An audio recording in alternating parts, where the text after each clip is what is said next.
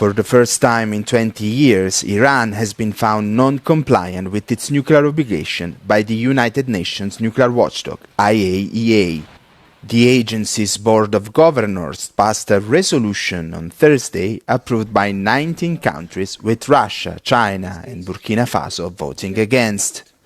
The resolution follows a long-running investigation into uranium traces found at multiple locations in Iran, sites Tehran has not declared as part of its nuclear program. In the resolution, the IAEA expressed concern over Iran's failure to explain the presence of the uranium and called for full cooperation without delays with its inspectors. In response, Iran announced on Thursday that it will build a new uranium enrichment facility, saying it will be developed in a secure location. The National Council of Resistance of Iran welcomed the news. We believe now the snapback mechanism should be implemented immediately. All the 6 UN Security Council resolutions should be reactivated. There should be zero enrichment, and all the regime's nuclear facilities has to be implemented immediately. The resolution could pave the way for renewed UN sanctions on Iran and raises the risk of escalating regional tensions.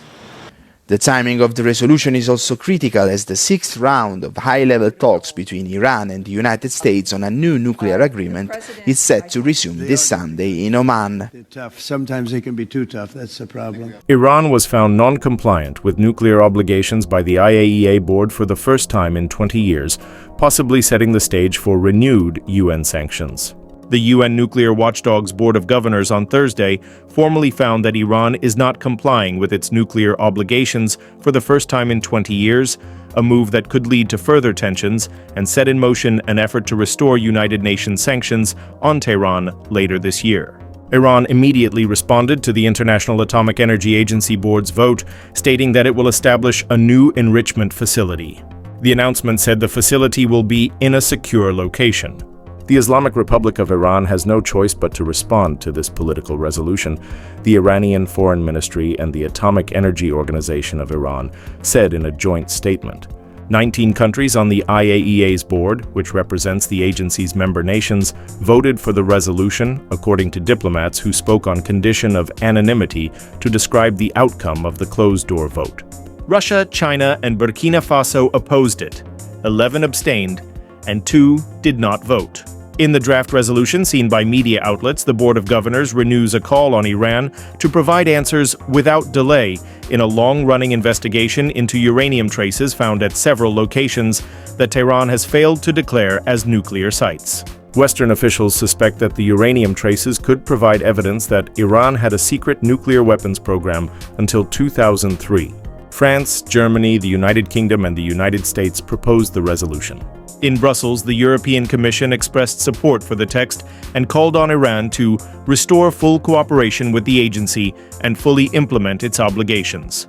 We call on Iran to show restraint and avoid any step that would further escalate the situation, a Commission spokesperson said on Thursday afternoon. Tensions continue to simmer. The vote comes at a sensitive time as tensions in the region have been rising. On Wednesday, the U.S. State Department announced that it is drawing down the presence of non-essential personnel in the Middle East. The European Commission said its limited diplomatic presence on the ground had been informed about the Pentagon's plan, but that no evacuation order would be issued to its staff for now. U.S. President Donald Trump has previously said that Israel or Washington could carry out airstrikes targeting Iranian nuclear facilities if negotiations failed. The U.S. and Iran have been holding talks on Tehran's rapidly advancing nuclear program. Oman's foreign minister said earlier Thursday that a 6th round of negotiations will be held in his country on Sunday. Like and subscribe for more. Thanks!